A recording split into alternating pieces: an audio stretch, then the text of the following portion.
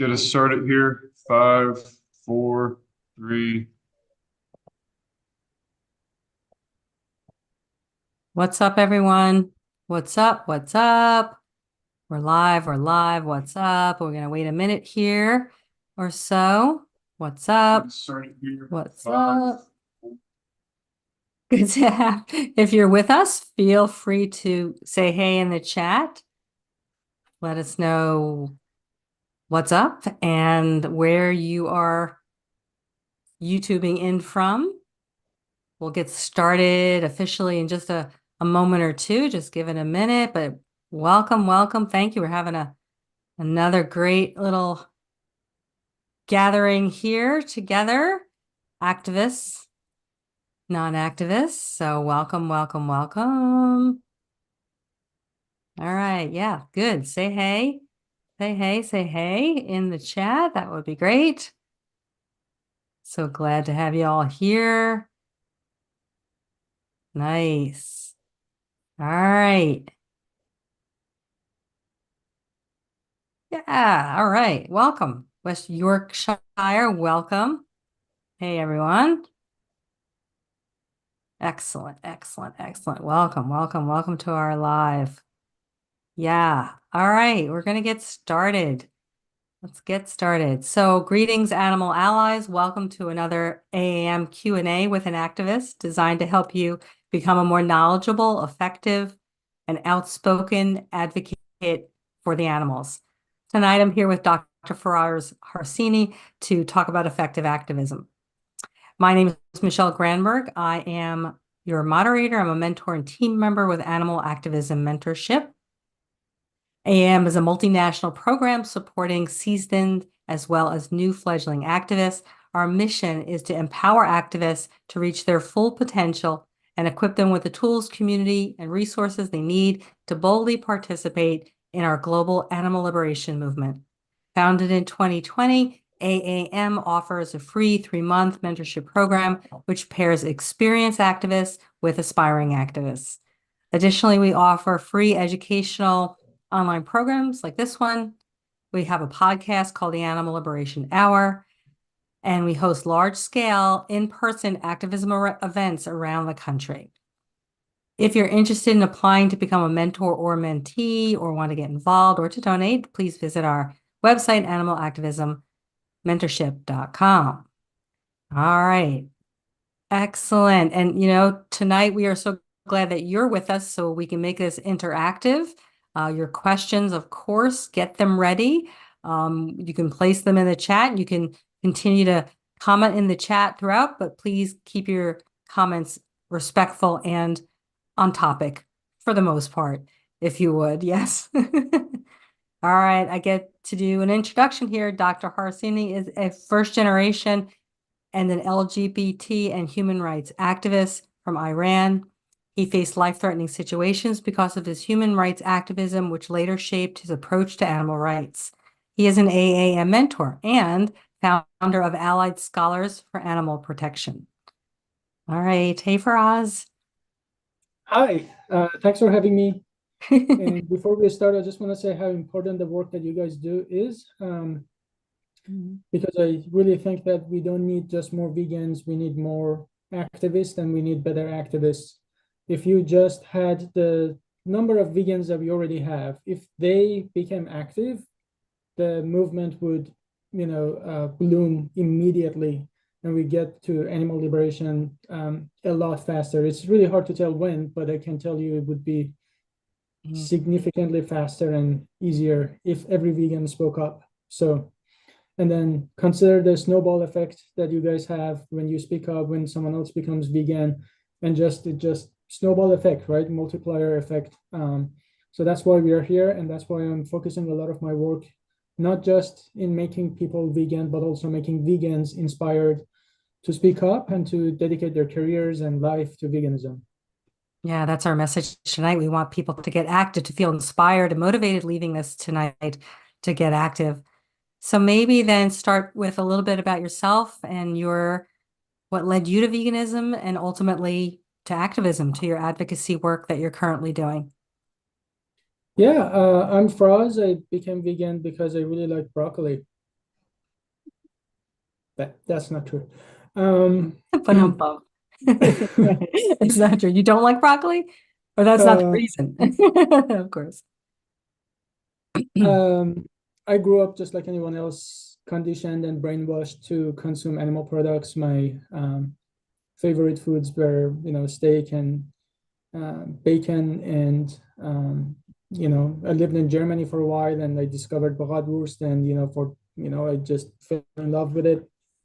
And I remember, and, ironically, I always loved animals so much. I dedicated a chapter in my thesis to like thanking animals killed in like animal experimentation. And my thesis even didn't have anything to do with animal testing. This is my bachelor thesis from back in Iran.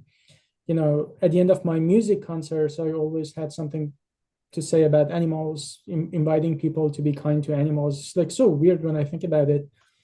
I was against hunting, and but just not eating animals was never a case. Nobody really told me. I think I had the potential if somebody grabbed me and said, hey, wake up, this is what you're doing to animals and all that, I would have changed probably a lot faster. But unfortunately, I didn't get that experience until I was about 22, 23 years old. And one of my friends said, Faraz, you don't make any sense. You're trying to save animals here, and then, you eat them. So I'm both grateful and mad at my friend. I'm grateful because she said something most people wouldn't dare to challenge their friends and family, but she was a good friend, but she challenged me. The part that I'm mad at her is because if she was actually vegan, she would have pushed me. She would have said, hey, watch this documentary. But oftentimes vegetarians tend to not be as pushy. What happened was I really never came across any documentary. So that's all she said. And I never really thought about it more. I love meat so much. I told myself it's impossible for me. I could never go vegan, which is funny because I had that conversation today. We heard it in a university just today, people telling us like, we can't go vegan. I was like, that's what I said.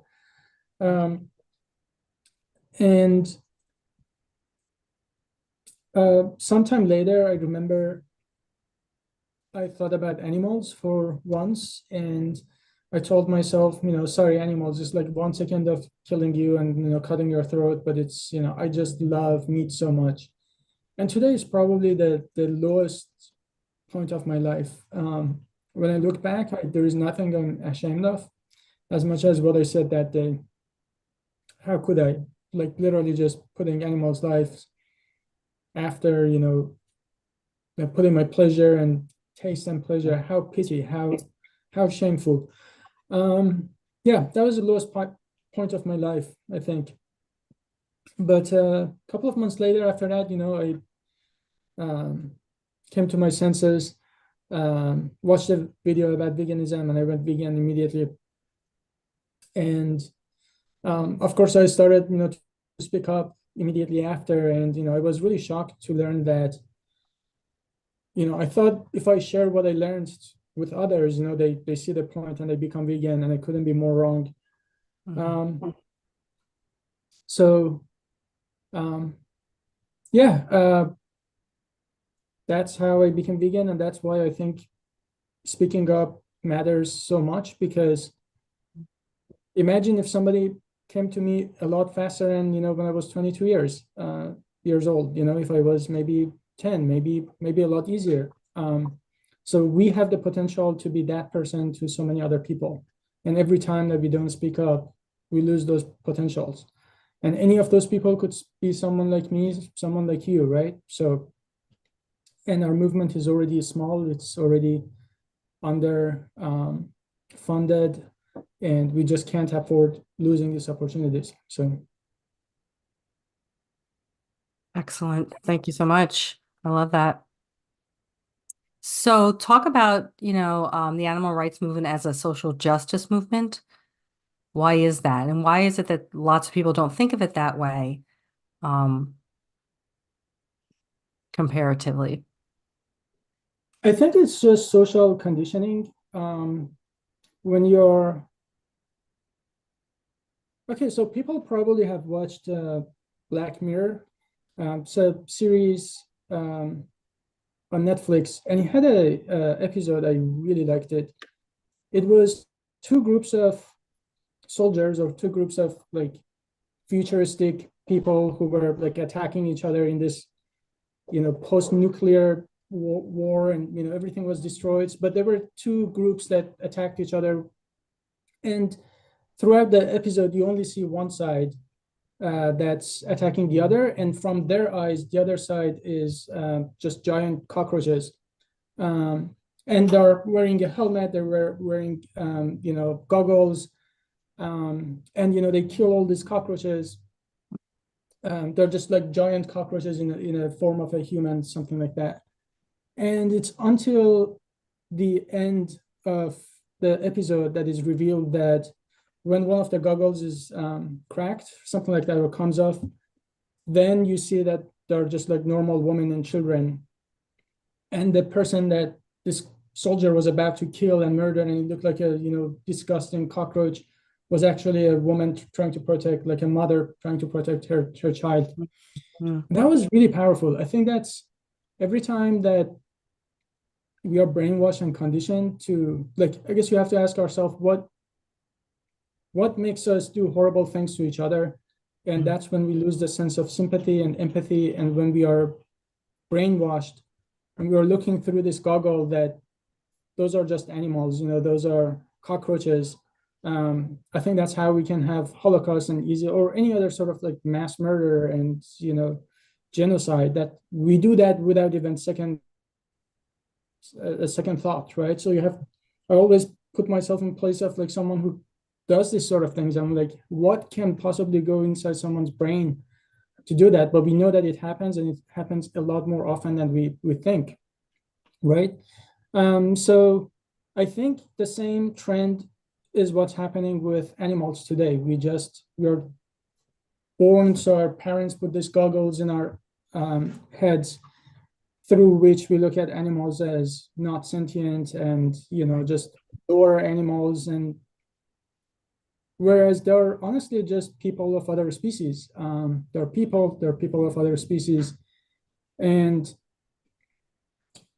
that's why I think it's a social justice issue, because you can't, like, everyone is like fighting for a social cause, and that's all good. But as long as you're exploiting members of other species, other people, I can't believe you. If you're fighting for LGBT rights, if you're fighting for feminism, if you're anti-war, I don't know, Israel, Palestine, whatever cause you're fighting for, if you're exploiting animals, I'm not going to listen to you, because we all like to say nice things and just virtue signal and say, oh, we are pro peace and love and stuff like that. But show me in action. Are you willing to take a smallest step to not exploit animals for your pleasure? If you're not willing to do that, I'm not going to listen to you. Talking about other forms of social justice. I don't think that when somebody becomes vegan, they automatically become a good person.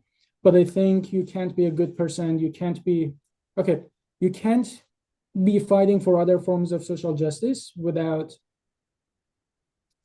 being vegan. So I think being vegan is it's not enough, but it's necessary for becoming a true activist and somebody who fights against injustice. Yeah. So do you use that in your outreach? Do you find yourself very often framing the animal rights movement as a social justice movement? I do it in a slightly different way. When I show the footage, I ask people, do you think this is injustice? And everybody says yes.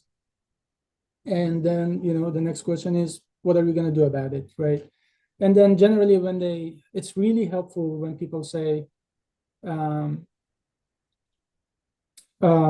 yeah, this is terrible, we should do it more humanely, or they have other solutions, maybe grass-fed, maybe organic, stuff like that. And you ask them, or I'm already on your side, I'm vegetarian. And respect for vegetarians, I think I always acknowledge them, like, it sounds like your heart is in the right place. I ask them, why did you become vegetarian? They tell me. So I encourage them, but you know,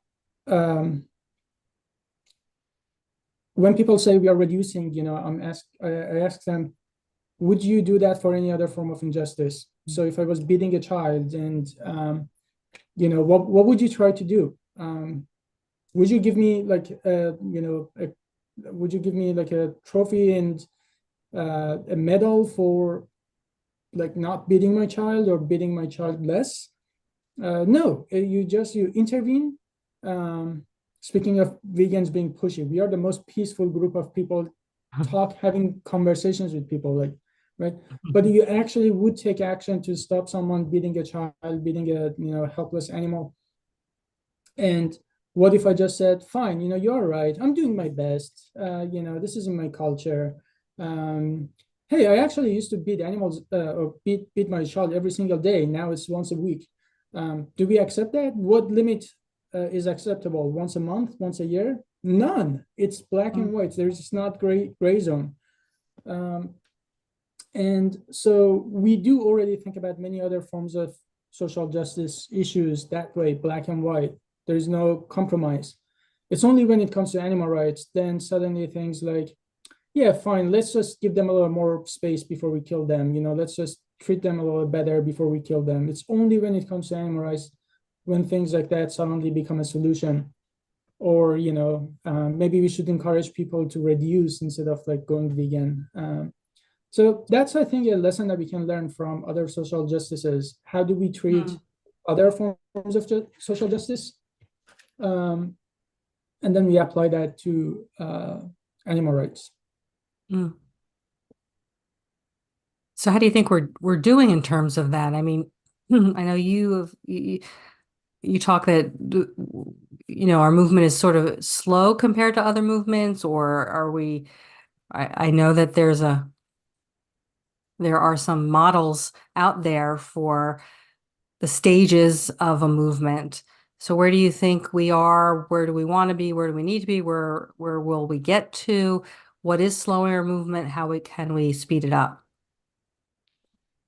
So there are a few things I can talk about. One of them is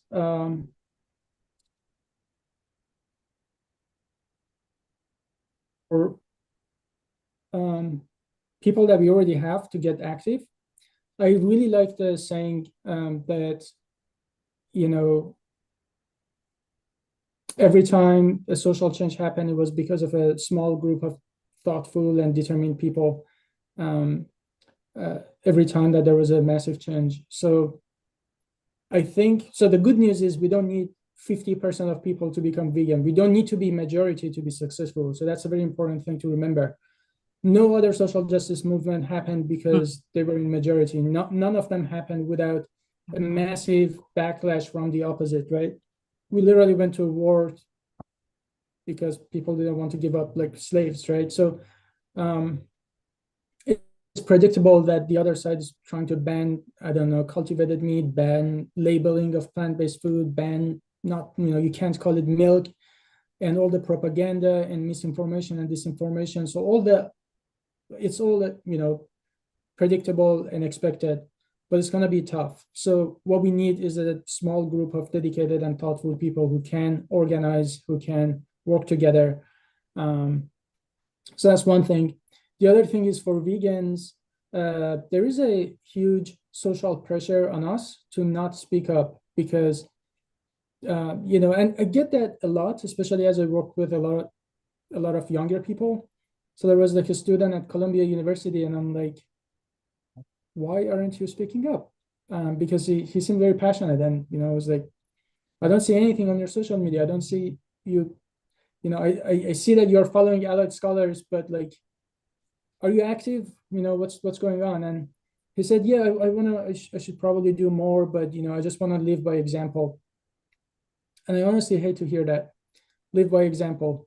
I actually got ChatGPT. I'll share this picture. I got ChatGPT to make an image for me, draw a scene where there's like a battle in the background and there are soldiers killing each other, blood everywhere, and then they're trying to kill animals. Animals are running around, you know, scared, and Mm. And then there is a vegan there with a cupcake, says like, I brought cupcake. That's just ridiculous to me. It's like, we are in a war and you're just trying to, like, I live by example. It's like bringing a black friend to a party instead of, when slavery was normal and legal, instead of like speaking up and doing something about it. It's like, oh, look at me. I am a normal guy. I just brought a black friend with me to normalize not being a racist. It's just ridiculous. Don't take me wrong. Bake your cookies and cupcakes and take them to people and encourage people, do positive. I don't say you should be a miserable fuck at all time, but what I'm trying to get at is, don't let the social pressure of the label of being an angry person and stuff like that to stop you from speaking up. And speaking up doesn't equal. So the other side has done this amazing thing. The society has done this thing that's really great on their part, that if you speak up, you're automatically labeled as angry vegan, as whatever else, pushy. Mm. And it's just all honestly bullshit.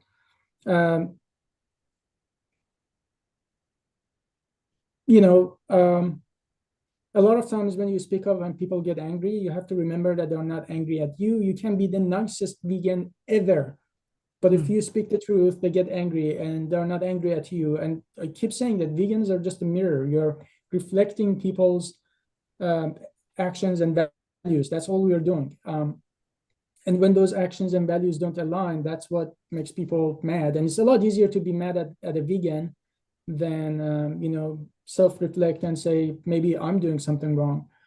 And it's okay. Sometimes also people, so another thing that I want to emphasize is, like, people getting mad doesn't mean that your outreach doesn't work. Sometimes always remember, in order to change, you have to be mad. You have to be at least unsatisfied with the current situation. You have to feel discomfort. Why would you go to the gym? Because you don't like your weight, you don't like the way you look, whatever that is. You want to be healthier, but you're not comfortable with where you are, and that's why you go to gym. So if you want to become vegan, why would you want to change if you're not uncomfortable, right? So I don't say that go intentionally piss people off, which actually I want to say something about that, about yelling at people. So I don't say that intentionally go like yell at people, but if you need to speak up, don't be afraid of coming across as pushy, and just remember, all of those are nothing but deflections from the other side, right? So you can be kind and compassionate, but don't let that stop you. So another label that they give vegans is like being judgmental, and then vegans do that too. Like, I don't want to judge you, and we make this environment where judging is bad, and I want to challenge that idea that judging is not bad. Every time you go to your favorite vegan restaurant and you look at those Yelp or Google reviews, those are judgments that people made, and you rely on those. There is an evolutionary reason that we do judgment, because that helps us, because when we hear from other people, it helps us to survive. If more people said, don't go that way because it's dangerous, you rely on other people's judgment to survive, and that is not by nature bad. We should just judge righteously. It is bad to judge someone for something that they don't have any control over. If I make fun of somebody for what they look like, and for their disability, or something they had no control over, that's shitty, and that shouldn't be done. But of course we should judge. We should judge ourselves, and we should judge others. And if my friend didn't judge me, I wouldn't be vegan today, right? I'm grateful for her, because she judged me, she made me uncomfortable, and I changed.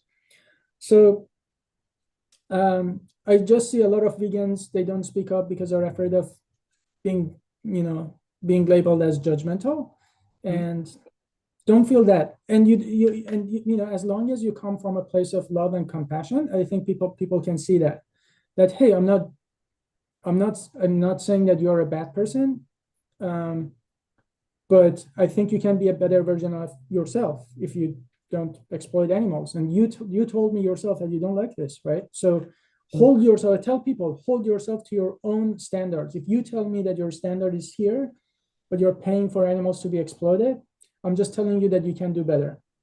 And about yelling, I just wanted to say something that I've been in protests where we go to a restaurant and we yell at people. I want to say that there is a nuance there, and we just need to be.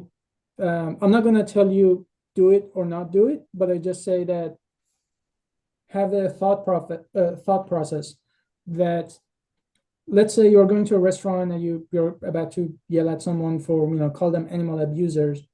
What are the odds of these people to change and be open to your message? And what are other things that are involved? Like, is media there? Is it being captured? What is the end goal? Are you just protesting the restaurant, or are you trying to change people? Those are different things. And we certainly have activists who love to yell, right? And I don't blame them. Like, there is just so much anger from, like, how can you not be angry when you see what happens to animals? So sometimes I feel like it becomes an outlet for some activists to use that to just yell. And what I want to just say that consider that yelling, there are cases that yelling is good, and there are cases that yelling is not the best thing to do. And just be mindful of that. I think sometimes when DXC did things with like Whole Foods, it wasn't really about the consumers, and it wasn't about the manager. It was like about, they would call media ahead of time. There was like, and it would make it to the news. And then, there was just like it was a very different story than, just a group of guys going to a restaurant as people are eating, the point that they're least open about our message and just call them animal abuser. And so that's one reason I don't like it. And the second reason is, I was an animal abuser, and correct me, I don't know if you were born vegan. If not, you were an animal abuser at some point, right?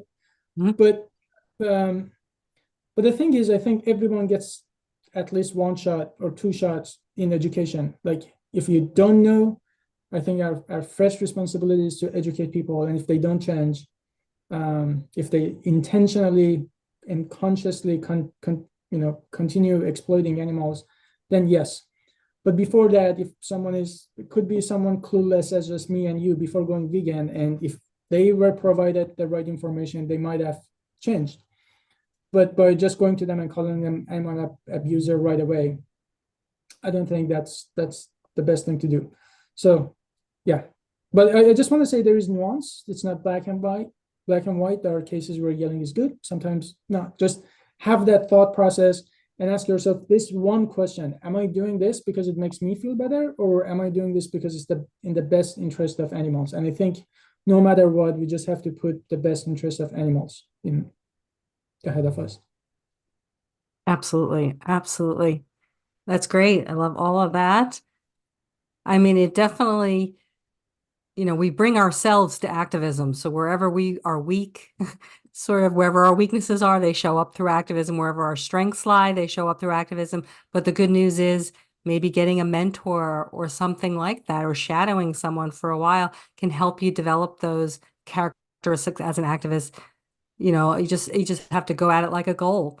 It definitely, it takes some boldness and some courage and some confidence. But I probably all activists would attest to the fact that they might have started out shy, and then when they started focusing on the animals, they said, the hell with the shyness. This is bigger than all of us, and it's not about us, so most people are willing to kind of move through that. Yeah. You made a very good point that we should find what needs to be done, and just go and do it. I think one of my biggest lessons in my life was pursuing something that I was interested in rather than something that needed to be done, which led me to doing a lot of different things that today I think like I could just spend all of that time doing vegan advocacy, something that is extremely urgent and important, and didn't waste time, I don't know, developing drugs and pharmaceuticals for people who very small impact compared to what I could have done. And that way you also learn that we can only be functioning at our best if we push ourselves out of our comfort zone. And I do a lot of outreach, and I'm an introvert. The last thing I want to do is to go on the street, talk to strangers about like what they eat. Public presentation is like probably the least favorite thing for me to do. I'm always like, it's like such a mental barrier for me. It's just like pressure. I don't like it, but I do it, and I do a lot of it just because I think it just needs to be done. And it's funny because I was looking at Gandhi's bio, and I just didn't know this man was pretty shy. Yeah, it was in law school in London when he actually learned how to overcome his shyness. And this man ended up like, Google him and you see him in front of, addressing the entire nation. So just remember that we need to find what needs to be done and just push ourselves constantly out of our comfort zone. Every time that you're comfortable, there is probably there is room for improvement. I just say that. Absolutely. So we grow. I mean, even though we're in this for the animals, one of the best side effects is how much of a different person I have found myself to be, because not in spite of activism, because of activism. It's really brought forth my real self. It feels like my true self, my most authentic self. There's just all of that, which is not why we do it, but it's what happens when you start, being a voice for someone else who's more helpless, more vulnerable. So let's skip a little bit to talk about allied scholars for animal protection, Faraz, because we have a question in the chat that's related to that. And for those who don't know, Faraz founded Allied Scholars for Animal Protection, which exists to make the world a better place for humans and non-human animals. The organization supports students, animal advocates, environmentalists, and healthcare professionals. So if you want to talk a little bit about that and what why you started that. And Ryan asks, if you have a passionate young person, hypothetically equally qualified and enthusiastic about various careers, all aimed at advocating for animals long-term, which career path should they pursue? Politics, alternative protein research, journalism? What do you think? Ryan Bloom? What's the last Ryan name? Bloom, yes. Okay. I don't have the chat, but based on the question. Hi, Ryan. So about allied scholars, I think the reason I started this is because, I don't think, this is why I started it. So we need systemic change, and I think systemic change comes from both individuals taking individual responsibilities, and then also having influential individuals in the position of power to make those changes on a systemic level. And what I notice is that we just don't have enough of those people, and you can, and politicians won't change easily. I don't say they will never change, and I don't say it will never work, but politicians, what is their primary goal? Just to get elected, next time. So are they gonna really do something because like 10 vegans want this, or, a minority of people want this? And yes, for something like a fur or for foie gras, you can maybe just get more signatures, but for a vegan world, you can't. And so what I want is to invest in the next generation of people who are going to be in the position of power. That way, you're basically feeding two birds with one spoon, which is you are both making new vegans, but also these vegans that you're making are going to be in the position of power. So where do these people come from? Universities, almost always, especially politicians. They're gonna. Most of them are, they have a law degree, they political sciences, stuff like that. People who make a decision on dietary guidelines, they're doctors, physicians, scientists, right? So all these people come from universities. And unfortunately, we just don't have a cohesive infrastructure to train this future generation of thought leaders. Student groups I found to be very, the impacts and efforts are very sporadic, that they have different names, different missions. There are like literally, maybe 10 or so before ASAP, there were maybe 10 or so like animal rights groups in different universities. They were called different things, veggie cats and, different things. And for somebody to go to college, they have no idea if there's a club, they have no idea what it's going to be called. They have no idea what they do. So yes, we had a couple of passionate students, but they were doing like, I always think about like a US map, and then you have like lights that blink here and there, like a flash of light, and then darkness, because student groups tend to become inactive after 2 years, and all those efforts, everything just dies down. And it's like so inefficient and ineffective. And yet what really frustrates me is that the amount of potential and talent we have in universities, and it's all wasted because we just don't have a system to harness it. So when I go on campus, I deal with 3 types of people. One is vegans. They're free talents. They're already vegan. But all we have to do is to inspire them to get active and have impactful careers. That's all we have to do. And a lot of times, they're just not even thinking about careers. They don't have that community. They're shy. They're hanging out with non-vegans. They lose their self-confidence. They might even actually go back to not being vegan because they don't have that community. So the second group is low-hanging fruits. Those are vegetarians, reducitarians, so we can help them to actually become vegan and get active. And the third group is people we can't change immediately, but we can plant those seeds. So even if they don't become vegan immediately, at least they're educated on the benefits of veganism. And at the very least, if we do our job right, they're not going to be our enemies. So tomorrow when they're in office and there is a policy that is pro-veganism, they're like, oh, I guess I've heard of that. I know why people are vegan, so they're not going to be as uneducated. So the goal of ASAP is to basically harness that potential, reach out to all these 3 groups in a very systematic manner. So right now we have chapters at about 15 universities, and it's a very nice system.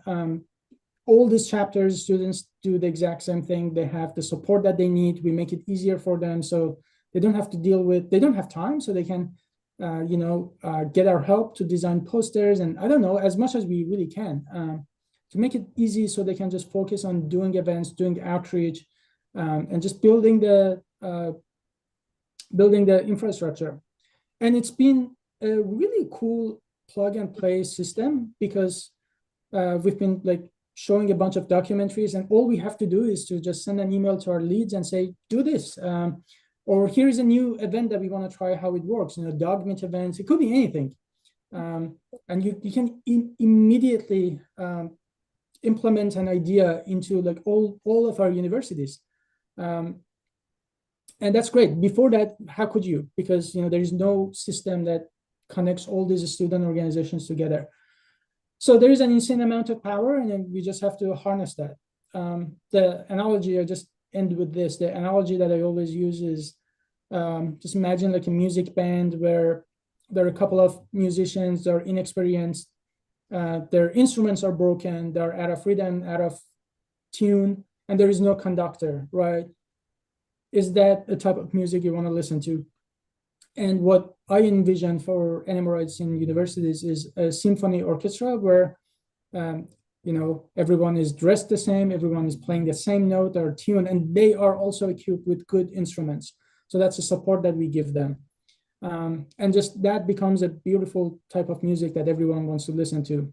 So that's my vision for animal rights. And then get those people, build a pipeline for these people to become in the position of influence. Now, Ryan's question. So he asked about policy, alt proteins. Is that right? Like which one is more impactful? What would you recommend for a young person who wants to get into animal advocacy in terms of a career?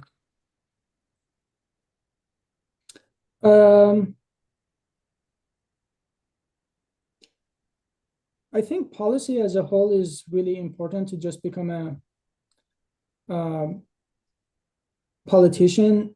But I think it's hard for me to just make a really blanket statement, because what do you study? Are you in law school or are you in like medical school? Those are very different career paths. Alternative proteins, again, like we do need people who, like, I don't know, build better equipment and bioreactors and stuff like that. But something for some people, it might make sense to get into policy and just like push there. So it's really hard to tell. It depends on what you study and what your interests are, what you're really good at. But I would say policy is probably really high on my list. And it doesn't mean that you have to become the president of the US. Think about people that we have in EPA who can really push. Think about people in USDA and FDA, and people who work. You were at the workshop, right, with Rachel from Mayor Adams' office.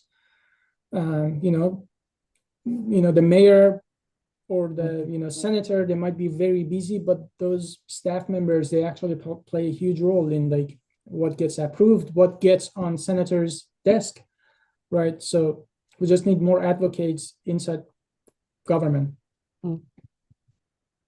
I agree. We're definitely lacking in government adequate representation for the animals, for sure. And come on, young folks, we're depending on you. We're not depending on them, but we're doing our part too, us older folks. But younger people is leaving this world too and keeping the fight going. So let's switch gears a bit and talk about burnout. Or do you Can I want say something before we move? Yes. Politics is important, but I think another thing that is extremely important is money, just making money. And I'm not talking about like getting a job that pays like 200,000 and you just donate like, I don't know, 5-10%. I'm talking about becoming a millionaire. And we do have those people in the movement. There are very few of them, and they, philanthropists. So they became really good. Like Philip Wallen is one of them. You have Jim Greenbaum is another one. And there is that anonymous donor that funds probably most of animal rights, whose name shall not be named. But, there are a few of them. And without these people, literally the entire movement probably just go away. Or at least, I don't know. They fund so many different things. And we just need more people like that. And it is possible. One of them invests. There is Mobius, that's another group, Ari Nasser. Again, he makes money. I don't know how, but, then at the end of the year, he donates all the profits. But I'm not talking about, 10,000, 20,000. They have like a big chunk of money, all of them. So super important. So consider that as well, in terms of careers. Yeah, sorry, go ahead. No, good thought. Good thought.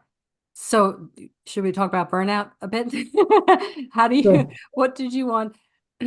How do we manage burnout? Sabrina asks in the chat, how do you not allow the anger to consume you? I've been wanting to badly begin advocating for these animals, but I felt like my anger towards what is being done to animals follows me into my personal life and honestly drains me energetically. I know being takes a lot of selflessness, but how do you find a healthy balance and still enjoy life? So what do you come across with the young people struggling with burnout, or us, or what, and how do we manage that?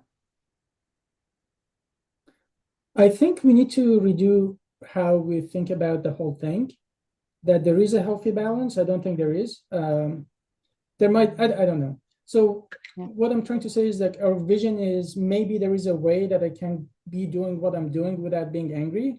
And I want to challenge that idea and say, you have to be comfortable understanding that your anger will not go away. And if you look at what happens to animal and you're not angry, there's something wrong with you. So it's, and it's one of the most natural reactions to really what happens to animals when you look.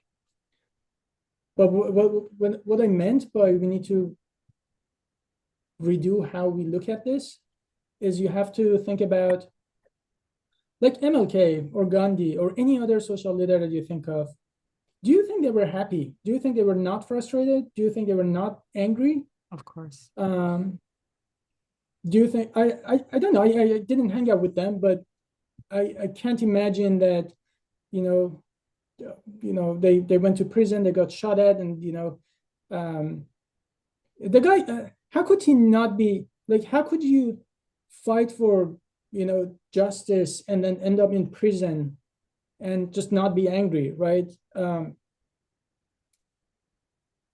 So we need to look at it as like, be comfortable with being angry and just understand that this is how it's going to be. And it's okay.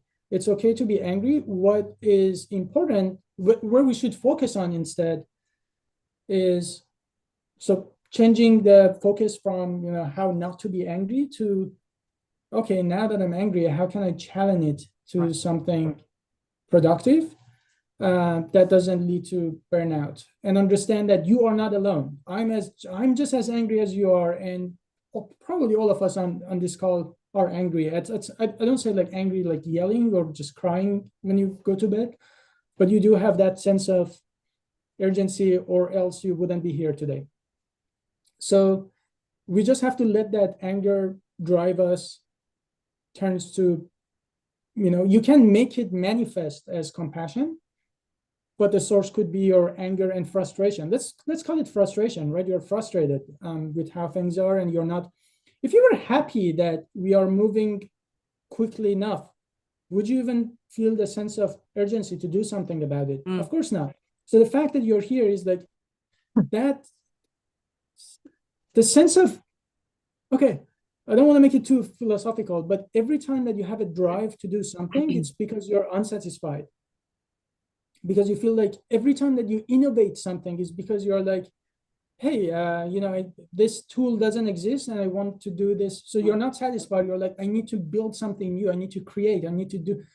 And it always comes from a feeling of not being satisfied. If you are satisfied, you're dead. The only time that you're fully satisfied, that's the end of your life. We are creators of dopamine. We are creators, like you're physiologically, you run on dopamine on something that you want in the future. So channel that anger to something that is productive.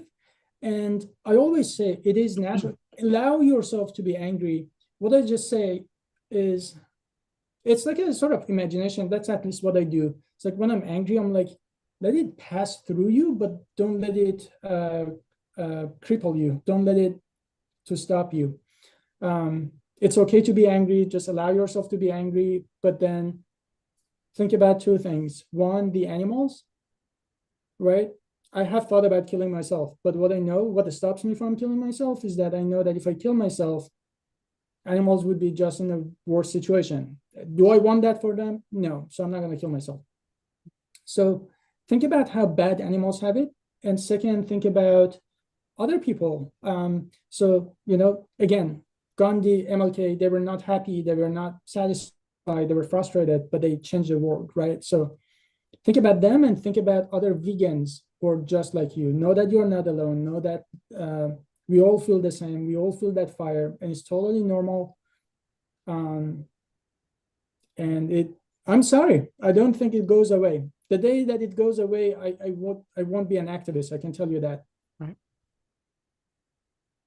Yeah, absolutely. I just want to repeat a little bit of what you just said, because it's so inspiring in this way. And I'd love to hear others' thoughts in the chat about what Faraz just shared. But he said, if you look at what's being done to animals and you're not angry, then something's wrong. Where is your empathy? What has happened? Your empathy is broken, right? And it's not that we want to make ourselves wrong for being angry. It's what we do with that anger that counts. It's channeling that anger, transmuting it into something productive, into action, and let that state of dissatisfaction, that state of discomfort, that state of unwanted, I don't want this for the animals, let that drive you. Let that drive you every single day. And you don't have to work for the animals 24/7. Of course, we are saying, you know, take time away. Of course, do self-care. But I don't know, mastering anger or self-mastery over the very difficult negative emotions that we have is a lifelong pursuit anyway, and worthy of us, and then will be more effective for the animals. Our minds will be clearer, our focus will be more fine-tuned anyway. So working for the animals is also working on ourselves in that way. So I welcome any comments on that. And again, what Faraz said also about, it's like secondary trauma, it's often called. We can be traumatized by watching the documentaries or going to vigils. We can feel, you know, such eruptions of feelings and not know what to do with that, but it's still not even in the same stratosphere of what the animals are going through. We're not saying that like to be punitive to ourselves, but we're saying that as a reminder. I add one thing. So I'm in Dallas in a shitty motel, because we were on a tour, and you know, when I stepped in the hotel, It doesn't look that's the shitty then. animal Oh exploitation. gosh, yeah, I see it. Literally, It's everywhere. It's literally everywhere. everywhere. Friggin' speciesism is everywhere you look. You barely can get away with it. You can't go outside the door or even be inside and not see the normalization of exploitation and violence. Just, you know, absolutely everywhere. Yeah. Yeah, I know it can be hard, but I do have one solution that could help actually people. So something I learned is that when I'm extremely annoyed, I share it with others. And it turns out some of my most watched videos are the ones that I'm sad and angry. And I made a video to just tell people that I'm angry. I'm not gonna stop, but I am very angry and, you know, frustrated. An example of that is during Thanksgiving, I ordered something from Amazon, and you know, the food delivery, and you know, they sent me two turkeys. I was really frustrated. You know, just made a video. I mean, that video did it's like one of my most watched videos on Instagram. And what I learned, I did that several times to just test the hypothesis, and I learned that people actually, it's like everyone says thanks for sharing. I'm like, it sounds like people are not sharing enough of that. So if you're really sad and angry, share it, make a video about it and share it with others and tell others why you're angry. And also it definitely always helps to, you know, have a small group of good friends and know that we are all there for you. So just reach out if you need to talk to someone. I just say that your expectations shouldn't be that the anger will go away. I think that there is a different way to look at it, that the anger is, you know, not necessarily bad, and you just have to channel it to something nicer. Yeah. And it's called being human. It's universal. So we're all feeling it. Others, people just hide it sometimes better than others or manage it better than others, you know. So folks, we're definitely telling you, talk about what you're feeling, find like-minded people or friends, family, whatever it is, or a support group or a mentor through AAM, or, you know, read Claire Mann's work, Vistopia, I mean, or Melanie Joy's work. I know there's just lots out there. So yeah. Okay, so I'm just looking at the comments. So let's talk about environmentalists. I know that activists, I know at least, get really frustrated with environmentalists because you think that they're the low-hanging fruit, that they are not seeing the disconnect and the hypocrisy in that the environmentalism movement itself ignores the animal agriculture industry. So how do you approach and engage environmentalists? You're asking the wrong guy. I'm always frustrated with them too. Okay. But We'll talk about that.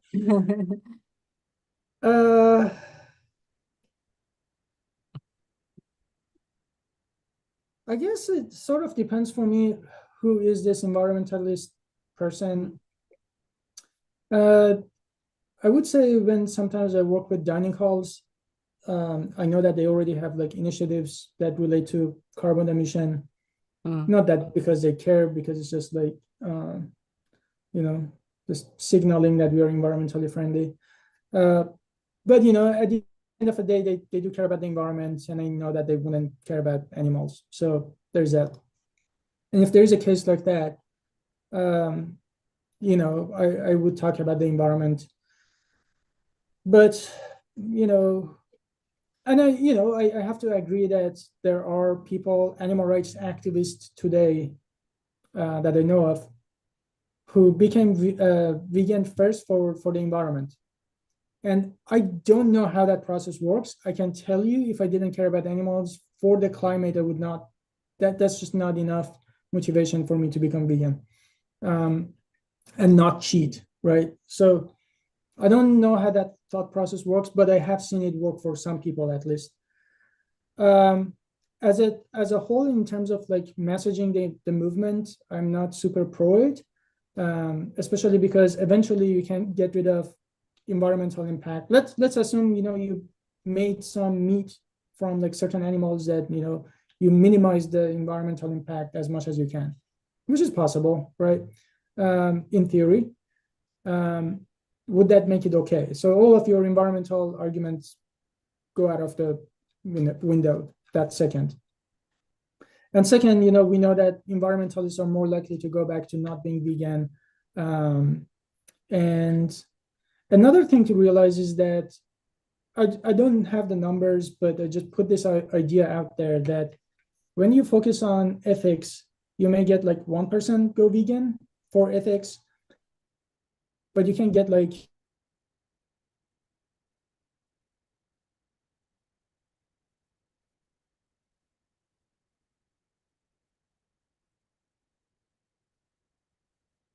two more people vegan, and then you have 4 and then 8 and so on, versus how many reducitarians do you know who are dedicating their lives to veganism? I don't say they don't exist, but I can say that I don't know many of them who are like really good at super driven.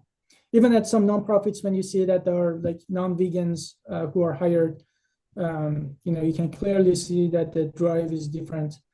So I just leave that thought out there. I don't know if that answers the question, but if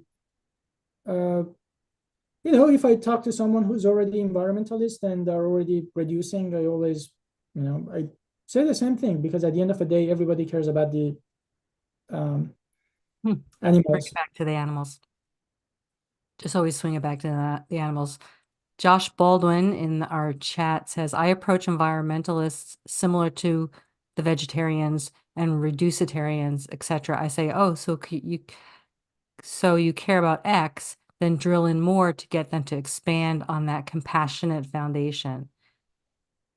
Right. Yeah, why do you care about environment? Expand that compassion. Why exclude others in that circle of compassion? Why not apply that compassion to all? And why do you even care about the environment, right? And then find the root causes. And I care about the environment because I care about people. Well, eating animals, again, even if you hated animals, you could still make the best argument for plant-based diet. For just, I had another interview today, and I was like, quote me on this, that if I eat meat, I feel bad because I feel like I'm responsible for everyone else's life and safety, for like antibiotic resistance, pandemic, stuff like that. But to be honest with you, I've never felt like any of those things has the power of ethics and just bring it back to animals. And you can have like nice sounding, smart sounding conversations, but at the end of the day, I think no matter how we think we are logically driven, we are emotional creatures, we still have a monkey brain, animalistic brain here. And we go based on our emotions. So what's eventually going to stop that guy is, likely not just logic and facts, but like how he or she feels about those actions. So bring it in, yeah, I always bring it back to animals. Yeah, Andres says, and more than compassion, it's about justice. And Ryan says the very concept of caring for the environment, if it's not an instrument for the well-being of all sentient beings, is silly. It is. I think non-vegan environmentalists are it's selfish, right? So even like you're not worried about the environment, you're worrying about yourself. You don't truly altruistically care about other people and other animals. You're just worried about your life because if climate change happens, then your life would be ruined. Either that, or you're just virtue signaling because you're like worried about people in poor countries. But if you really care about any people or any animals, you should be vegan to begin with. Right. All right. Keep commenting, please, folks, your thoughts on all of this. I know that Faraz, you wanted to talk about the culture in nonprofits nowadays. So what did you want to say about that and how that needs to change, I guess, for us to be able to make a bigger impact, and how we can effectively counter our opponents who have a hold on the corporate culture that has all the money and all the power. How do we counter that as nonprofits? Grassroots animal rights organizations are all nonprofits. Yeah, I think just wanted to address this cultural thing that I see happening, especially more recently, that we are looking at everyone wants weeks of 30-hour weeks and 35-hour weeks and mental health day, and it's just all of that is fine, but I think especially young people should go and work under really high pressure, high functioning industry jobs and just see how those guys function and compare that to like nonprofits, because I have experience in both. And I don't like Elon Musk for many reasons. But when you read his autobiography, it's just crazy how much this person works, how many hours he works. He sleeps at his factory. His factory is behind my house. So, and then one of the AV organizers in Austin, he actually works at Tesla. He loves cars and he doesn't mind like working hard, and he doesn't, complain about it. So, but a lot of people, they just don't want to work hard. They go to Tesla, they're just like, oh, we are being exploited. They leave. I mean, I don't want to say that doesn't happen, but I'm just trying to say that the culture of, working really hard, working really seriously. And then when you look at it as a whole, Tesla is successful. As a whole, Microsoft and Apple are successful, right? I don't say that the take-home message is not to exploit people, and I hope that's clear. What I'm trying to say is like we need that culture that people who are driven, like just like my friend, the other AV organizer who loves cars, and he doesn't mind working at Tesla at all. We want people who love their work for animal rights, that they don't look at it as jobs. They don't look at it as something 8 to 5. Animals don't stop dying after 5 p.m. Animals don't stop dying during Christmas and holidays. And again, the bottom line is not take a single day off, and you should be working 20 hours every single day. That's not what I'm saying, but I'm saying that we should change the culture, especially for people who are in nonprofit, because I feel like most nonprofits are really inefficient. Just think about it, like around December, like from December 20th or 15th, when you start like emailing people, they're gone. And then on the other hand, I had a meeting the night before, like Christmas, the evening before Christmas. I had a meeting with CEO of Beyond in his office. Right, he like that's how seriously they care, and that's how hard they work, right? So that's, I think, the culture that we just need to develop. And I also really hope that we build a movement where we can actually pay activists, and so we have more full-time activists. I think that would be really amazing, to not rely on necessarily just volunteers, but also people who can do that and get paid and not have to worry about like money. Right. Again, we need more funders. So what's your magic solution for that? All one nonprofit. magic, I mean, one of the things. I mean, Oh, you do have something. It's not really magic. It's like, logic 101. Mhm.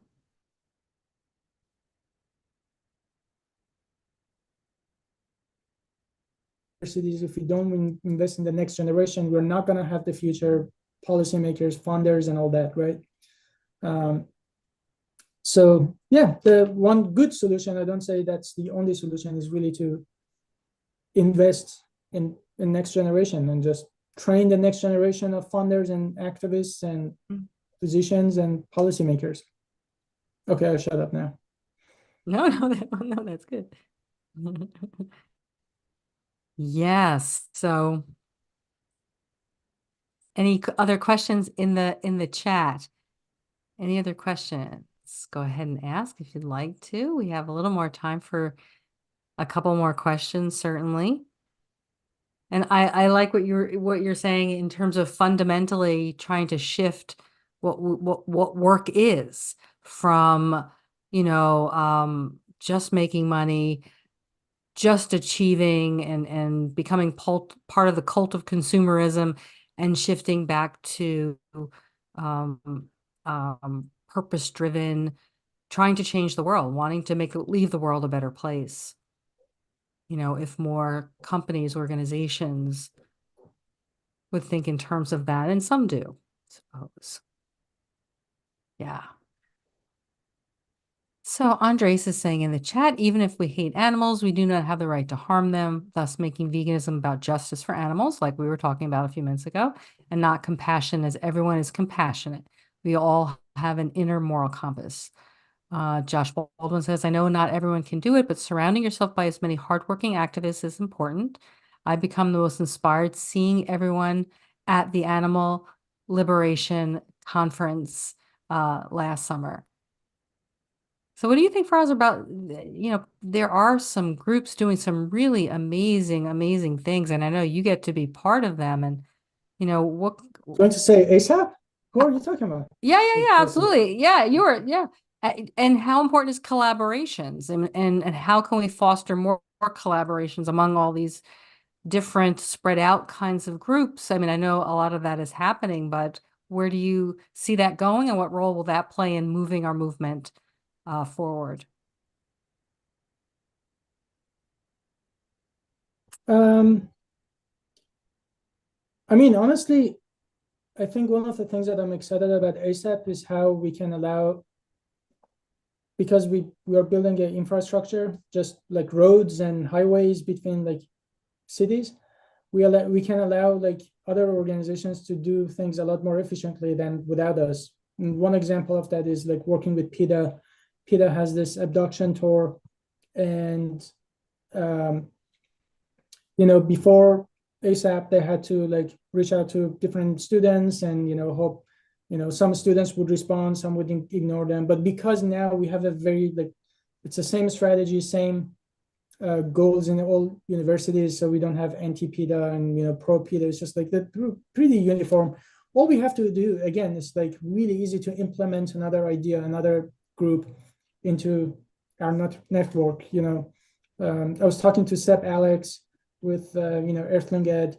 These people go, including myself, just giving talks that are random here and there. Instead of that, if it's like a community that you can harness that excitement and just build things on top of each other. So I think that's something that I really care about. And I think that one reason I'm excited about ASAP is because it really provides that opportunity for other groups to be better at what they do. PCRM, ACLM.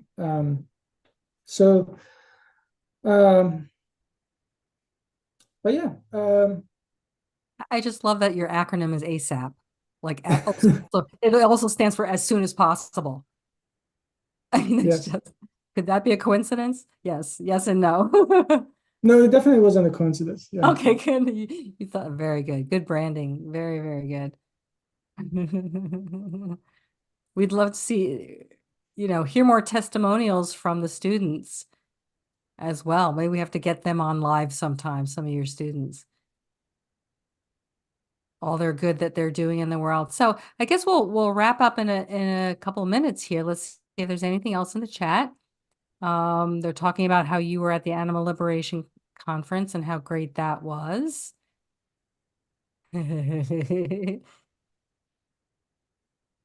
Yeah, so Faraz, is there anything we missed? Do you have any sort of final words or, words of hope that you can offer? Because, we really wanted this program tonight to inspire people and motivate people. And, we want existing activists to be even more vocal, and active. And of course, we want, like you said, right in the beginning, more vegans who are not activists to become activists. So, we want everyone to go out with that message too.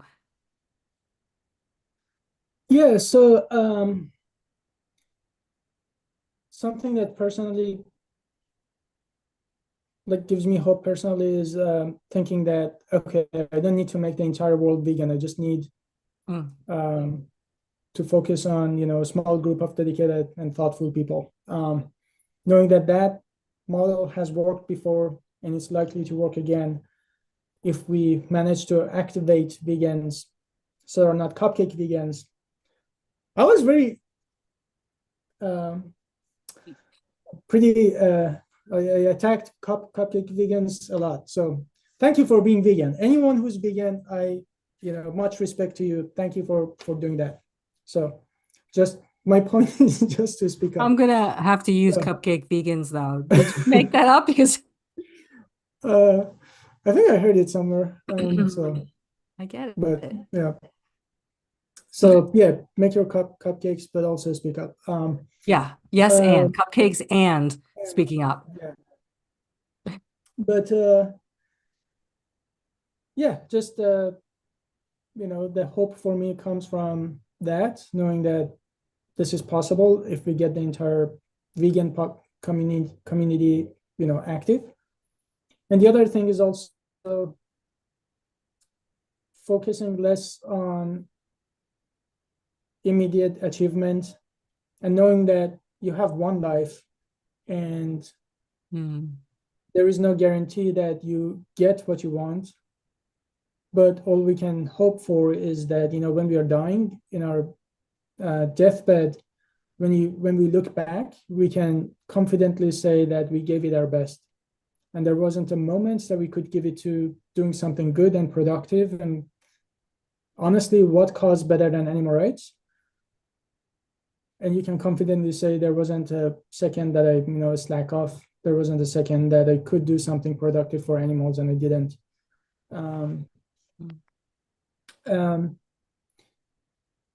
Again, think about Gandhi and MLK. At their time, did they know that they would win? Did they win? I don't know if racism is gone, right? But it just got a lot better, in terms of there was a significant improvement, right? So all we can do is just to make sure that we give it our best. And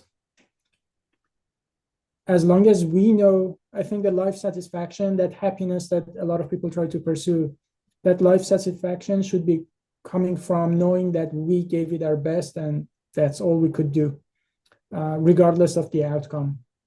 And I always say, I have a document that I've written for myself to read when I'm sad. And the document says, I wrote down that don't be encouraged when people are encouraging you and don't be discouraged when they're discouraging, because both happen. People give me compliment and people troll me, and somebody could just make up something, and just like so many other activists that shit happens to them, and so many things could happen out of my control, and I will have really terrible days in the future. It's only a matter of time. It happens to many people, but the only thing that I just keep reminding myself is that it doesn't matter. All I just have to do is to focus on what is dear to me, what the goal is to me. And that's the only thing that matters. Encouragement and discouragement. I shouldn't be doing what I do for encouragement, and I shouldn't stop doing what I'm doing because of the discouragements and pressure. So that's at least what I do. So maybe you can take some of that for yourself. and see how that works for you. But get active. That's the bottom line. Get active, please. Do something that you know that if you don't do, it won't get done. Push yourself out of your comfort zone. Try different things. Do something that needs to be done rather than something that you necessarily like to do. They don't necessarily align. They might. And just know that we are here. I'm here. I'm not that hard to reach out. And AAM is also here. Our whole existence is literally just to help you guys. So reach out if you need help. Excellent. Yes. And kudos to Yes. AAM. So yeah. Well, thank you very much. Thanks for being part of it. Thanks for being part of this. Thanks for all that you're doing. Kudos for all that. Everybody get active. Push yourself out of your comfort zone, as we just said. So hold on one more moment, folks. I'm just going to wrap up with a few quick announcements before we send you all on your way. Just that our next program is March 12th, and that's going to be Animal Activism and the Law, a very important workshop with Dara Lovitz. Please check out previous workshops, and all of our podcasts are right here on this YouTube channel. So spend some more time here and binge watch those and share them. And while you're here on the channel, please subscribe and follow us on all our social media as well. Please consider becoming a patron by finding AAM on Patreon. Your donations allow AAM to continue to provide free educational resources for activists, which ultimately saves more animals. Sorry, my dog is scratching at the door, but I don't know if you can hear that. That wraps up another AAM program. Thank you, Faraz, for all your time and wisdom. Thank you all for being here and the tireless work you're doing for the animals. Go ahead. Thanks for what you do. Thank you. There are a lot of ignorant people out there. You decided to do something that no one else wants to talk about. And you chose to be in minority and speak up for animals. And thank you for that. Yeah. We want everybody to really sit and just have that moment of appreciation for yourself.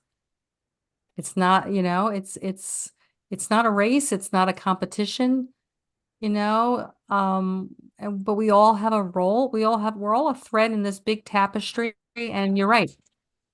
Yeah. So channel that intention. So if you're interested in becoming a mentor or mentee out there or want to get involved, reach out to us through our website, animalactivismmentorship.com. And that's all for tonight. Stay strong, y'all. Live vegan, everyone. Thank you. Thank you, everybody. Thank you for being here. Night.